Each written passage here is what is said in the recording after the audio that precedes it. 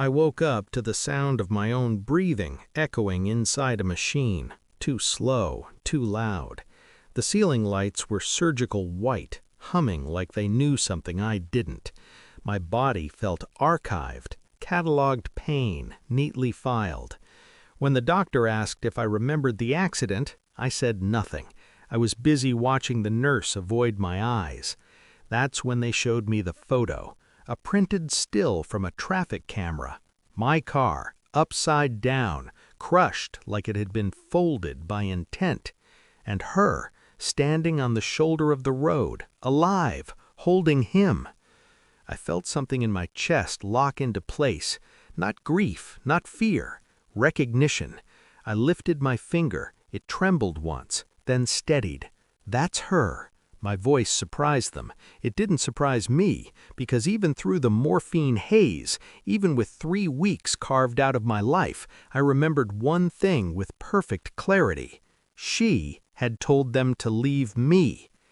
They said the car flipped twice, hydroplaning, mechanical failure, bad luck. That's the word they use when they don't want to say choice. They told me witnesses saw her crawl out of the wreck with him, my best friend, my shadow for 8 years. Blood on his forehead, her hands shaking. Someone screamed that I was still inside. She said, "He's dead," a paramedic told me later. She was hysterical. I pictured it, her voice, controlled panic, the way she practiced emotions in the mirror. They ran before the fire started, together. I stared at the ceiling at night, replaying moments I had dismissed as harmless. Her phone face down, the way she flinched when I touched her brakes, joking about how sensitive they were. The argument the night before, how she stood too calm while I burned. I had loved her quietly, trusted her loudly. That was my mistake. Recovery gave me time. Time sharpens things. While my bones knitted themselves back together, I stayed still and listened. Nurses talk when they think you're asleep. Detectives talk when they think you're broken. I asked for my phone records, insurance paperwork, maintenance logs. I asked calmly, politely, like a man rebuilding his life. At night, my mind did the real work. I remembered the way she insisted on driving that night, the way she kissed me too carefully, the way she told him to take the back road. I requested a mechanical inspection report, the second one, not the one they closed the case with. Brake fluid doesn't vanish on impact, it bleeds. A nurse slipped me the file like she was afraid of it. Cut lines don't scream, they whisper.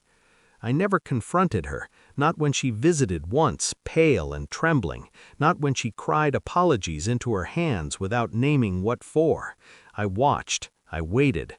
Predators don't rush. The report arrived in an unmarked envelope, clean, precise. Both rear brake lines severed before the crash, tool marks consistent with garage she had access to, fingerprints smudged but familiar. I invited her to my apartment when I could finally stand. She sat across from me, knees together, eyes glassy, still acting. I slid the report across the table. "Do you want to read it?" I asked, "or should I?" She didn't cry at first. She laughed, a short, broken sound. "He was supposed to leave me," she said. "I didn't mean—" I raised my hand. Silence returned. I watched her realize I wasn't angry. That's when she broke. I told her the police had reopened the case. I hadn't lied. I told her he had already confessed. He hadn't, not yet. Her face collapsed inward like a structure failing from the inside. She reached for me. I stepped back.